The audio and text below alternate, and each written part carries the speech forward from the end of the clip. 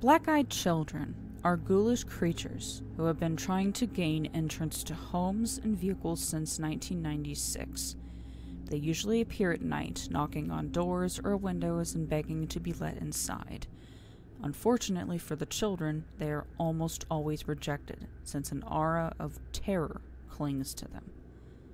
Since the black-eyed children began appearing in 1996, witnesses have given varying descriptions of their appearance. Taken together, these reports describe a diverse and ghoulish crew. Still, the children do have some common traits.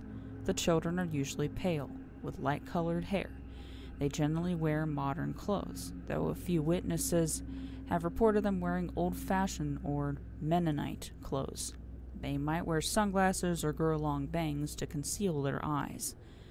The children usually travel in pairs, which doubles their ability to intimidate their victims. They can be boys or girls ranging from 6 to 16 years old. Usually one child in the pair is several years older than the other.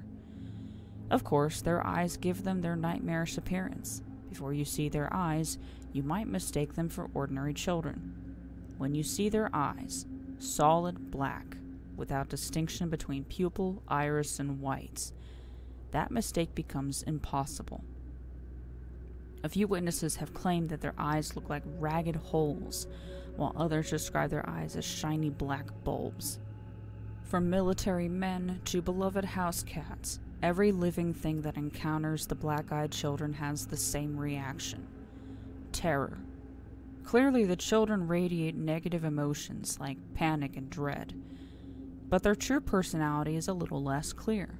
Are they actually as evil as the feelings they inspire? Since next to no witnesses have reported letting the children inside their houses, it's unclear exactly what the children's intentions are. They may be sinister or innocent. Generally, one child in the pair, the older one, will be shameless in approaching strangers and insistent upon coming inside. Meanwhile, the younger child will be quiet and shy. Some witnesses report feeling a strong urge to help or protect the younger child. Other than their insistence about coming inside, the children are usually polite. They use words like please, sir, ma'am when they are talking to you, and they generally leave without a fuss when they are rejected. Again, because the black-eyed children rarely succeed in getting inside a house, their full powers remain hidden. No one knows what devastation they would unleash if they could only get past their first objective, entering a house. Still, witnesses have reported enough strange happenings around these children to suggest that they have incredible powers. First, they probably have some form of psychic or telepathic abilities. Witnesses reported the children staring at each other, as if in silent communication, and calling out to adults before they came into view. They have also tracked some individuals from town to town, despite the individual moving in secret, changing his phone number, using a fake name, etc. They are famous for their ability to manipulate emotions, inspiring fear, panic, and dread. So strong that witnesses tremble or sweat, and animals hide.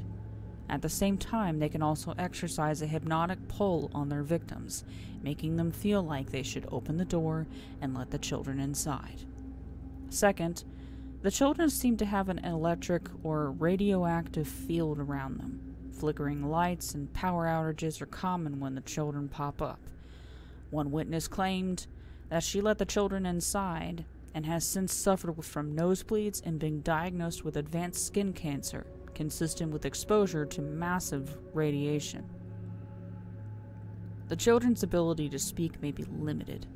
Some witnesses have reported that they could only say one or two phrases: "We need to use your telephone," or "Our parents are coming soon." They might also be stuck using old-fashioned expressions like telegraph instead of telephone, and they sometimes make nonsense requests like asking for ketchup to be put on an apple.